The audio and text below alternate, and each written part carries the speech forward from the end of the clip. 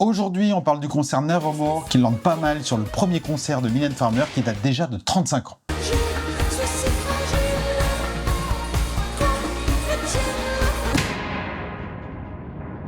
Nevermore, c'est un énorme show de 2 heures sur une scène gigantesque en forme de cathédrale montée dans tous les sens, une surenchère de symboles gothiques et une tournée d'une quinzaine de dates dans des stades.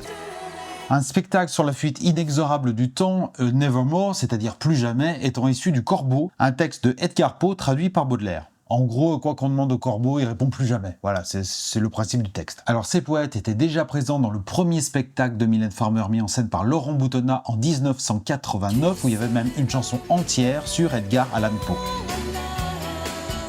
Les deux spectacles ont cette même réflexion autour de la fuite du temps, le même délire gothique, la même coiffure, la même pyrotechnie, ça s'autoréférence à fond, le but c'est de faire de Nevermore un énorme flashback, de boucler la boucle et c'est ce qu'on va voir maintenant. Nevermore, annoncé 2 ans avant la tournée, fétichise complètement le concert de 1989, jusqu'à en reprendre l'affiche dans le reflet de l'œil d'un corbeau.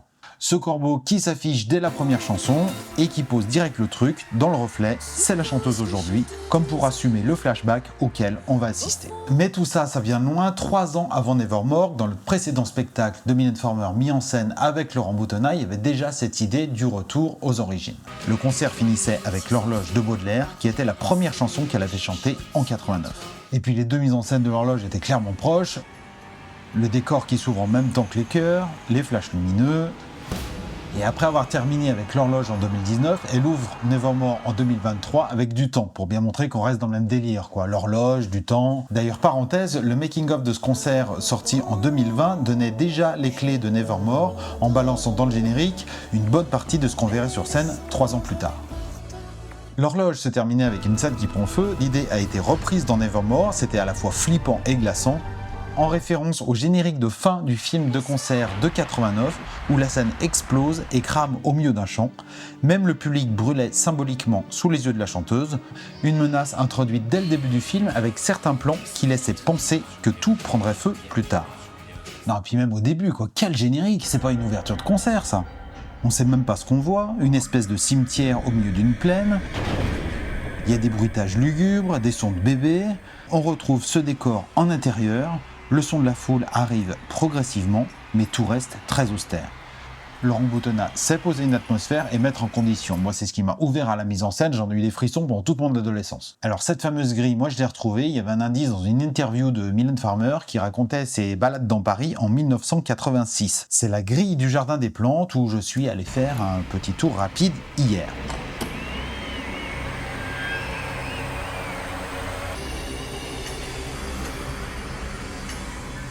Et il existe une vidéo amateur du tournage de l'incendie du décor. En fait, ça a été tourné sur un aérodrome à Cerny, dans l'Essonne.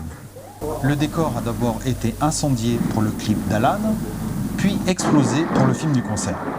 On voit tout du tournage, l'absence de loge, les gens frigorifiés, les cadreurs au milieu de l'incendie et tout le monde qui flippe autour parce qu'un des explosifs ne s'est pas encore déclenché. François ! Et le François en question, c'est François Hans, le réalisateur du film du concert Nevermore. Mais en fait, ce décor, ça représentait pas un cimetière. L'idée, c'était Stonehenge. Un monument préhistorique en Angleterre qui existe toujours, c'est le co-scénariste du concert qui l'a dit. Le sujet, c'était bien une réflexion autour du temps. Elle avait seulement 28 ans, Mylène Farmer, quand elle sautillait sur les chorés et s'arrêtait pas de danser. C'est d'autant plus audacieux d'appeler 35 ans plus tard le concert Jamais plus, en prenant pour rêve ce qu'elle a été dans sa jeunesse. Et c'est encore plus audacieux et ironique de dire Jamais plus 89 en refaisant le temps d'un tableau exactement 1989. Dans Sans contrefaçon, la référence est assumée à fond. Pour ceux qui n'avaient pas encore compris l'inspiration, on reprend les mêmes arrangements, les costumes, la même chorégraphie et on a un copier-coller exact. Bon, en un peu moins sautillant, mais ça fait quand même le taf. Dommage quand même qu'ils aient pas repris la superbe création lumière de Jacques Rouvérolis. Il y a des références à 89 un peu plus subtiles aussi. Tristana commence aussi dans le brouillard avec la lune en arrière-plan. Farmer, à l'époque, convençait Tristana de dos, systématiquement. C'était vrai dans le concert 89, mais aussi à chaque fois qu'elle l'a chanté à la télé, et elle l'a fait une 30aine de fois. Ça faisait partie de la chanson et c'était même à ça qu'on la reconnaissait. On vous identifie quasiment, même dans certaines émissions, si vous commencez une chanson de dos, ce qui était le cas récemment, on vous reconnaît tout de Et suite. pendant ce temps-là, Chita est en train de me mordre très fort les doigts. Dans Nevermore, Tristana se passe dans le ventre d'un corbeau géant. Vachement beau. Mais alors difficile de commencer la chanson de dos alors qu'on est harnaché dans une structure à 4 mètres de hauteur. Et pourtant l'idée est bien reprise parce que c'est le corbeau lui-même qui commence la chanson de dos avant de se retourner vers le public. À autre chose, dans Nevermore, on entend une voix en anglais dans l'intro de Désenchanté.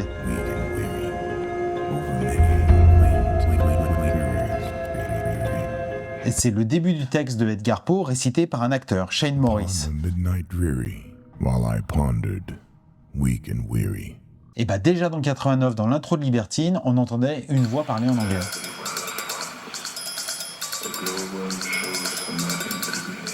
Pour le coup, c'était extrait d'un film, Hamlet, de Laurence Olivier, d'après Shakespeare.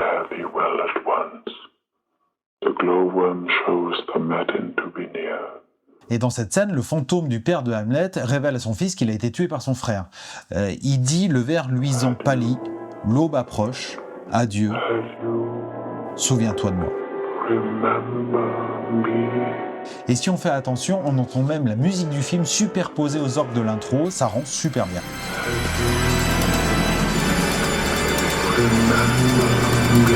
Avec Hamlet qui parle au fantôme de son père mort, non seulement on retrouve cette idée de la fuite du temps, mais ça ajoute aussi du tragique à la séquence du duel entre Libertine et sa rivale, parce qu'on sait qu'une des deux va mourir. Et toujours, pour ajouter un peu d'ironie, la voix du père d'Hamlet revient dans le pont de la chanson, alors que c'est la fête, qu'elles dansent toutes les deux ensemble, et que là, c'est plus du tout tragique.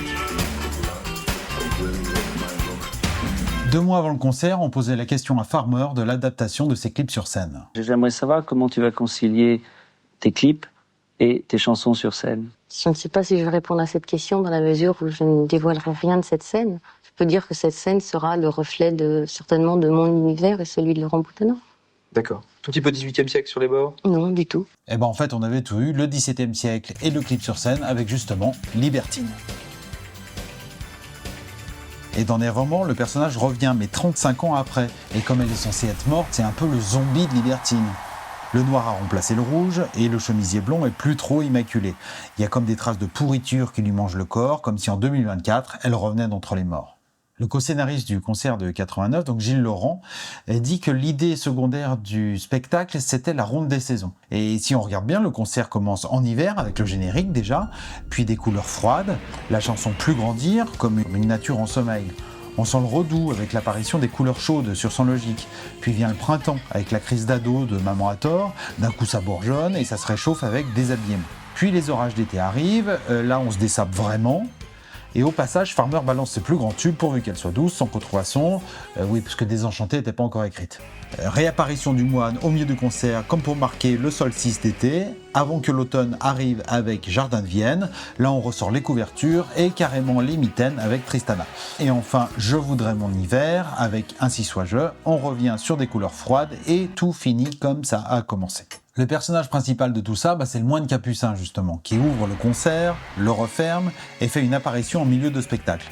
On retrouve ce moine 35 ans plus tard dans Nevermore, démultiplié, qui rôde tout autour et même en décor géant en plein milieu de la scène.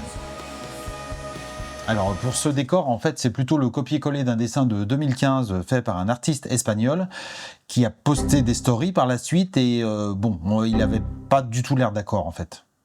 Bon, on l'a compris, Nevermore s'inspire et explose l'esthétique de 89 avec une surabondance de gothique, d'art religieux, de crucifix inversés, de corbeaux déclinés dans les décors, les vidéos, on les plume pour en faire des costumes, on les prend même comme référence cinématographique dans Les Oiseaux d'Hitchcock. Et déjà, l'affiche de 89 était inspirée d'Hitchcock, comme le disait le co-scénariste Gilles Laurent. Bon, 89 était plus sobre, plus fauché évidemment, mais déjà délirant dans sa mise en scène. Des costumes qui tiennent parfois du déguisement, une grenouillère, une camisole de force, des robes escamotables ou même transparentes. Des chorégraphies qui s'apparentent à des ballets, une scène d'engueulade avec la choriste, des nouvelles idées à chaque chanson. Et surtout, le film du concert reste comme un chef-d'œuvre qui a renouvelé le genre. filmé sur pellicule, avec l'ajout de séquences extérieures, des cadrages volontairement imparfaits, avec un côté caméra-épaule pour filmer les gros plans, un aspect même reportage parfois, avec des défauts de points comme si on n'arrivait pas à saisir l'artiste. Mais en même temps avec des recherches de fondu enchaîné très sophistiquées, et cette caméra toujours bien placée pour mettre en valeur les découpes de lumière. Et Boutonnat filme quelques spectateurs seulement et les suit pendant tout le concert, pour en faire de véritables personnages secondaires de son film. À la fin, un rappel jamais vu. Après le final très frénétique de Libertine, la dernière chanson est en grande partie en plan fixe. On reste en gros plan sur l'artiste et on ne peut pas s'en échapper. Et une fois la chanson terminée, la caméra est placée d'un coup très très loin, l'artiste devient flou tellement elle est distante, jusqu'à disparaître complètement. Si le film rend si bien, c'est pas un hasard. Il y a une vidéo qui a fuité en 2000 et qui montre les backstage et beaucoup de plans ont été tournés sans public. Ce qui a permis de refaire certaines prises, de tourner des plans au ralenti sur la scène et de mettre de la machinerie de caméra dans la fosse. On voit Boutonnat s'agiter pour placer les caméras. Pour résumer, on peut dire qu'il y a à peu près un plan sur 3 qui a été tourné dans l'après-midi avant le concert.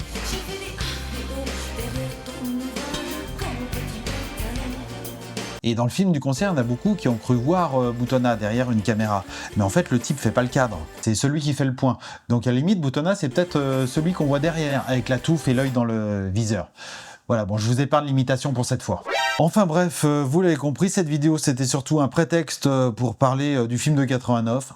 Il y a 1000 choses à voir et à décoder dans la mise en scène et j'ai pas parlé de tout, loin de là. Après avoir révolutionné le vidéoclip, Laurent Boutonnat, il y a 35 ans, et ce film qui a réclamé un an de montage, repensait complètement la mise en scène et la captation de concert.